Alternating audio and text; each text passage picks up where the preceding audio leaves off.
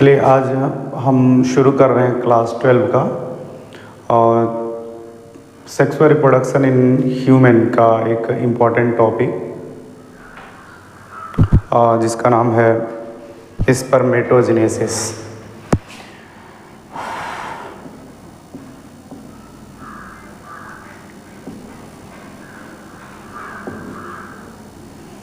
Spermatogenesis ये class 12 का सबसे इम्पोर्टेंट टॉपिक है। और क्या होती है स्पर्मेटोजेनेसिस? इसे शुक्र जनन की क्रिया भी कहते हैं। तो ये जो शुक्र जनन की जो क्रिया होती है वो मेल के अंदर उनके टेस्टिस में चलती है। तो पहले आपने टेस्टिस का पूरा उसका मेल रिप्रोडक्टिव सिस्टम पढ़ा होगा, जिसका मेन जो प्राइमरी सेक्स ऑर्गन जो होती है वो टेस्टिस होती है। और ह्यूमन में कितनी पाई जाती है? वो एक पेयर पाई जाती है। तो ये वाली जो प्रोसेस चलती है, जब कोई मेल अपने प्यूबर्टी पा जाता है, अर्थात उसकी एज लगभग 11 से 13 के मध्य आ जाती है, तो इसको प्यूबर्टी स्टेज कहते हैं। तो इसी स्टेज में ये प्रक्रिया शुरू होती है उसके टेस्टिस के अंदर। तो इसका डिफिनीशन कैसे बताएंगे? तो इसके डिफिनीशन के लिए आप पढ़े होंगे स्ट्रक्चर्स में कि जो टेस्टिस होती है ऐसे बड़े बड़े कंपार्टमेंट कहते हैं। और इस बड़े बड़े कंपार्टमेंट को हम क्या बोलते हैं? इसको बोलते हैं टेस्टिकुलर लोब्यूल्स। इसे बोलते हैं हम लोग टेस्टिकुलर लोब्यूल्स। टेस्टिकुलर लोब्यूल्स बोलते हैं, इसे टेस्टिकुलर लोब्यूल्स बोलते हैं। और इस टेस्टिकुलर लोब्यूल की संख्या एक टेस्टिस में लगभग 250 होती है। एक टेस्टिस की बात हो रही है। और इस टेस्टिस में ऐसे छोटे छोटे और कंपार्टमेंट होते हैं जिनकी संख्या 1 से 3 होती है। ऐसे छोटे छोटे और कंपार्टमेंट होते हैं, इसको बोलते हैं सेमनीफेरस ट्यूब्यूल्स। इनकी संख्या 1 से 3 होती है। ये होते हैं seminiferous tubules. Seminiferous tubule, seminiferous tubules. अगर एक सेमनीफेरस ट्यूब्यूल्स को हम टीएस काट के देखें तो इनकी संरचना ऐसी होती है। और इनमें कुछ बड़ी कोशिकाएं ऐसी होती हैं, बड़ी सेल्स होती हैं, और कुछ सेल्स इस सेमनीफेरस ट्यूब्यूल की जो होती हैं वो छोटी छोटी साइज की होती है। जैसे ये हमने सेल्स जो बनाया है वो बड़े साइज की हैं, और इसी के अंदर कुछ छोटे साइज की ऐसी सेल्स होती हैं ऐसे।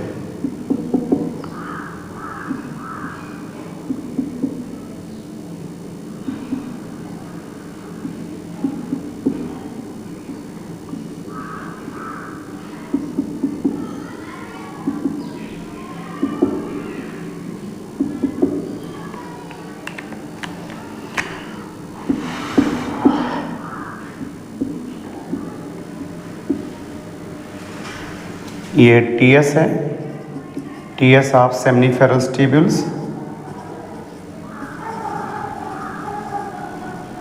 ट्यूब्यूल। अब इस सेमनीफेरस ट्यूब्यूल्स के अंदर 2 सेल्स उपस्थित हैं। जो बड़ी सेल्स हैं इसको हम सर्टोली सेल्स बोलते हैं, सर्टोली सेल्स। और जो छोटे सेल्स हैं इसको हम जर्मिनल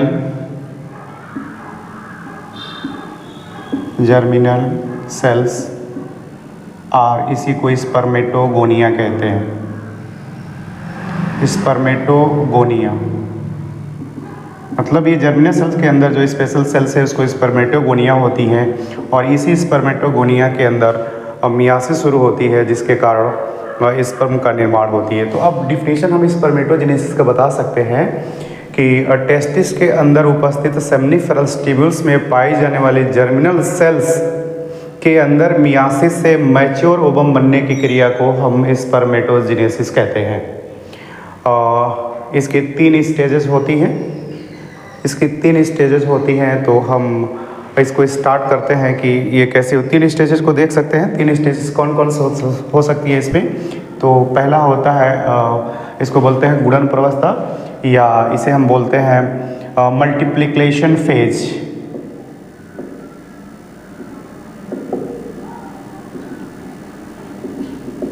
मल्टीप्लिकेशन फेज ये पहली स्टेज है जिसको गुणन अवस्था कहते हैं। दूसरा होती है वृद्धि प्रवस्था, जिसे ग्रोथ फेज कहते हैं,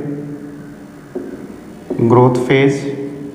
और तीसरी जो होती है उसको हम परिपक्व प्रवस्था कहते हैं, जिसे हम मैचुरेशन फेज कहते हैं, मैचुरेशन फेज।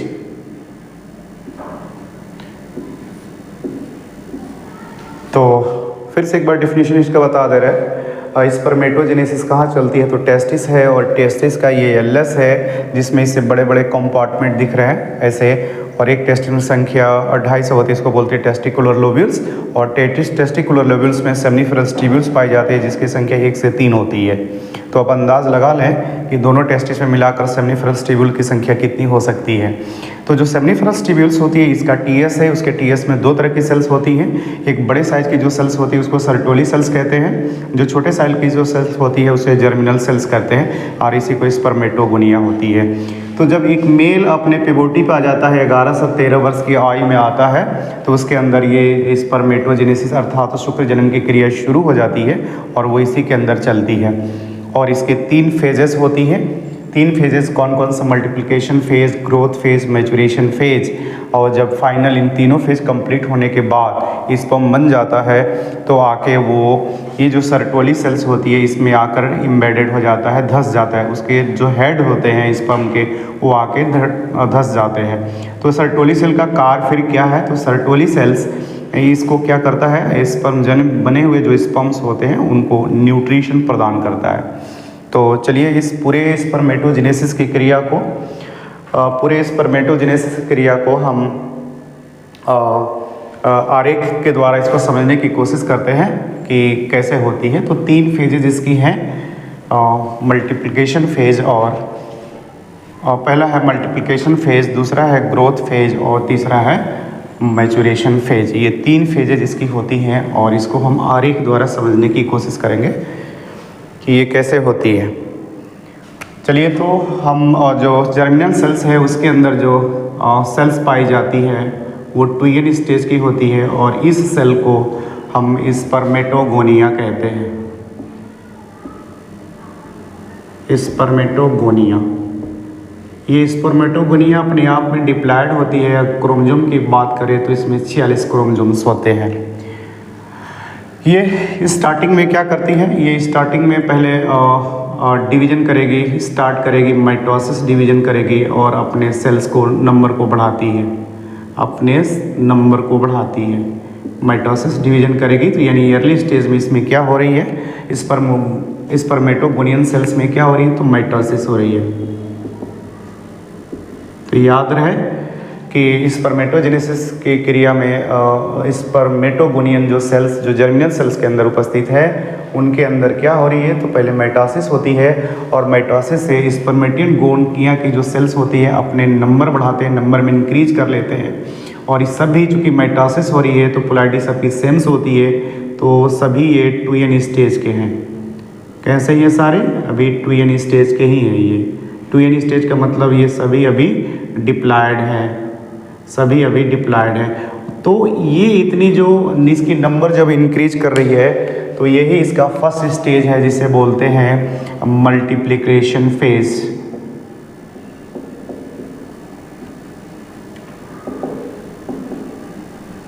तो इस स्टेज को हम बोलते हैं मल्टीप्लिकेशन फेज। अब क्या होती है, इस स्पर्मेटोगोनियन सेल्स की कुछ सेल्स आगे प्रमोट करके जाती हैं, अपने आकार में वृद्धि कर लेती हैं, और थोड़ा सा डिफ्रेंशिएट कर जाती हैं। यानी जो स्पर्मेटोगोनियन सेल जिनकी पोलैरिटी 2 है, अपने आकार में थोड़ी सी बड़ी कर जाती हैं, थोड़ी सी डिफ्रेंशिएट हो जाती हैं, लेकिन अभी भी पोलैरिटी वही है ट्विन स्टेज की। अभी भी क्रोमोसोम इसमें 46 है, लेकिन इतनी सी थोड़ी सी परिवर्तन जब स्टार्ट हो जाती है, तो ये अब एक ग्रोथ फेज में जाती हैं। तो ये इनका दूसरा स्टेज शुरू हो जाती है जिसे बोलते हैं ग्रोथ फेज। ग्रोथ फेज ये इसकी होती है, ग्रोथ फेज में चली गई। तो स्पर्मेटोगोनिया में अपनी आकार बड़ी कर लेती हैं, थोड़ी सी बड़ी साइज को डिफ्रेंशिएट हो जाती हैं, तो इनको बोलते हैं स्पर्मेटोसाइट। स्पर्मेटोसाइट यानी ये प्राइमरी स्पर्मेटोसाइट, सॉरी ये प्राइमरी स्पर्मेटोसाइट होगा, इसको बोलते हैं प्राइमरी स्पर्मेटोसाइट। तो सिर्फ प्राइमरी स्पर्मेटोसाइट ही है, लेकिन पहली बार बनी तो उसको प्राइमरी जोड़ेंगे। तो ये है प्राइमरी स्पर्मेटोसाइट, ये प्राइमरी स्पर्मेटोसाइट यानी इसको हिंदी में बोल सकते हैं ये प्राथमिक शुक्राणु कोश का बना है। तो स्पर्मेटोगोनिया से कैसे बना प्राइमरी स्पर्मेटोसाइट? तो जो ये गुणन प्रवस्था में जो सेल्स बड़ी थी उसमें से एक सेल्स आगे अपने आप को प्रमोट कर जाती है, थोड़ी आकार में वृद्धि कर लेती है, थोड़ी सी डिफ्रेंशिएट कर जाती है, तो इसे हम बोलते हैं प्राइमरी स्पर्मेटोसाइट्स। अब प्राइमरी स्पर्मेटोसाइट्स में स्टार्ट होगी, ये अपनी मियासिस फर्स्ट स्टार्ट करेगा। क्या शुरू करेगा? ये अपनी मियासिस फर्स्ट स्टार्ट करेगा, शुरू करेगा और दो सेल्स में डिवाइड करेगा, दो सेल्स में डिवाइड करेगा। अपनी मियासिस यानी प्राइमरी स्पर्मेटोसाइट मियासिस फर्स्ट अपने स्टार्ट करी और दो सेल्स में डिवाइड करेगा। चूँकि मियासिस हो गई है तो प्लाइडिस की चेंज हो जाएगी। अब इसमें 23 क्रोमोसोम हो जाएंगे, ये सारे यानी स्टेज के हो जाएंगे। अब इसे बोलेंगे सेकेंडरी स्पर्मेटोसाइट।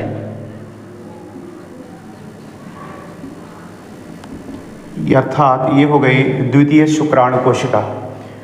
तो इसे हम अब सेकेंडरी स्पर्मेटोसाइट, ये प्लाइडी अपनी बदल दी। अब क्या करेंगे? यहीं से इनका तीसरा फेज शुरू हो जाता है जिसे मैच्योरेशन फेज कहते हैं। इसका थर्ड स्टेज शुरू हो जाती है जिसे हम मैच्योरेशन फेज कहते हैं। इसका थर्ड स्टेज शुरू हो जाती है जिसे मैच्योरेशन फेज कहते हैं। और स्पर्मेटोसाइट अपनी मियासिस सेकंड शुरू करती है, अपनी मियासिस सेकंड शुरू करती है और 4 सेल्स बनाती है। हम ये कह रहे हैं जो सेकेंडरी स्पर्मेटोसाइट जो बनी है वो अपनी क्या शुरू करेगी? तो अपनी मियासिस सेकंड शुरू करेगी, मियासिस सेकंड स्टार्ट करती है और प्रत्येक सेकेंडरी स्पर्मेटोसाइट से 2 सेल्स बनते हैं। इस तरीके से 4 सेल्स जो बन रहे हैं, ये जो सेल्स बने इसकी प्लाइडी भी n होगी। सारे प्लाइडी क्योंकि मियासिस सेकंड माइटोसिस के समान होती है तो प्लाइडी इसकी सेम होगी। अब इसे बोलते हैं स्पर्मेटिड, बोलते हैं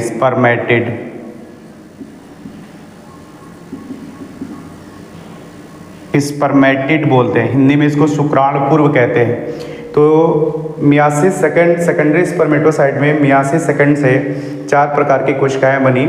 इन चारों को अब स्पर्मेटिड कहते हैं, यानी शुक्राणु बनने की पहले की कोशिका है। कैसी होती हैं? तो थोड़ी सी हैवी होती है, भारी होती है और नॉन मोटाइल होती है। अब इनके अंदर यहाँ एक प्रोसेस होती है जिसका नाम है स्पर्मियोजेनेसिस। और स्पर्मियोजेनेसिस कंप्लीट होने से क्या बनती है? फाइनली जाके मैच्योर 4 स्पर्म बनते हैं। फाइनली जाके 4 स्पर्म बनते हैं और इसको हम स्पर्मेटोजोआ कहते हैं।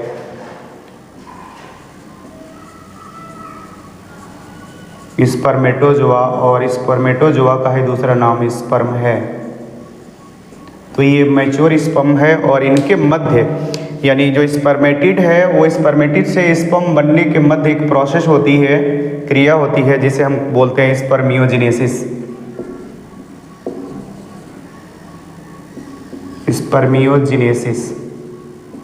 तो ये वो प्रोसेस है जिसके द्वारा स्पर्मेटिड स्पर्म में स्पर्मोजोआ में चेंज हो जाता है। तो इस तरह से फाइनली जाके ये 3 स्टेजेस की कंप्लीट होती है और जाके मैच्योर ओवम बनता है। फिर इसकी डेफिनेशन बता रहे हैं कि स्पर्मेटोजेनेसिस है क्या? तो टेस्टिस के अंदर पाए जाने वाले सेमिनिफरल ट्यूब्यूल्स में जर्मिनल सेल्स के अंदर उपस्थित स्पर्मेटोगोनिया के अंदर मेटासिस मियासिस से मैच्योर स्पर्म बनने की क्रिया को हम स्पर्मेटोजेनेसिस कहते हैं। इसकी 3 स्टेजेस हैं। कैसे होती है? तो जो स्पर्मेटोगोनिया उसकी प्लाइडी 2n स्टेज होती है, 46 क्रोमोसोम्स होते हैं। सबसे पहले इसमें माइटोसिस होगी और स्पर्मेटोगोनिया का नंबर बढ़ेगा, इसे बोलेंगे मल्टीप्लिकेशन फेज। इसी में से कुछ सेल्स आगे प्रमोट करके चली जाती है, अपनी आकार बढ़ा लेती है, थोड़ी सी डिफ्रेंशिएट कर जाती है। अब इन्हें हम प्राइमरी स्पर्मेटोसाइट कहेंगे। प्राइमरी स्पर्मेटोसाइट का बनना इसका दूसरा स्टेज है जिसे हम ग्रोथ फेज कहते हैं। अभी इसमें भी क्रोमोसोम, क्योंकि मियासिस अभी स्टार्ट नहीं की है तो क्रोमोसोम इसमें 46 होते हैं।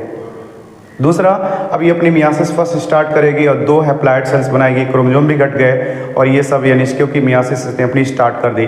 अब जो मियासिस के बाद से जो 2 सेल्स बनते हैं इसके सेकेंडरी स्पर्मेटोसाइट कहते हैं। ये प्राइमरी स्पर्मेटोसाइट था, ये सेकेंडरी स्पर्मेटोसाइट था। अब यहाँ से इसकी मैच्योरेशन फेज शुरू होती है और सेकेंडरी स्पर्मेटोसाइट अपनी मियासिस सेकंड स्टार्ट करती है, जिससे प्रत्येक सेकेंडरी स्पर्मेटोसाइट से 2-2 सेल्स बनते हैं। इस तरीके से 4 सेल्स यहाँ बन रहे हैं और इनको हम चूंकि शुक्राणु से पहले बनते हैं इसलिए हम इसको स्पर्मेटिड कहते हैं। क्या विशेषता होती है स्पर्मेटिड की? तो ये थोड़ा सा हैवी होते हैं और नॉन मोटाइल्स होते हैं। इनके अंदर स्पर्मियोजेनेसिस की क्रिया होने से और स्पर्मियोजेनेसिस की क्रिया सर्टोली सेल, याद रखिएगा सर्टोली सेल इसको प्रमोट कर रहा है अपने फैक्टर के कारण, स्पर्मियोजेनेसिस को प्रमोट कर रहा है, जिसके कारण फाइनली हमें स्पर्मेटोजोआ प्राप्त होते हैं, मैच्योर स्पर्मेटोजोआ प्राप्त होते हैं जिसे हम स्पर्म कहते हैं।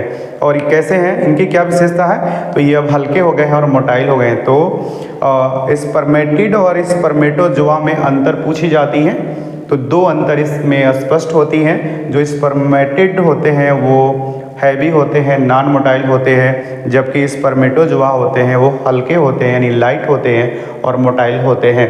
इस तरीके से ये इस प्रोसेस के द्वारा मैच्योर 4 स्पर्म का निर्माण हो जाता है फाइनली।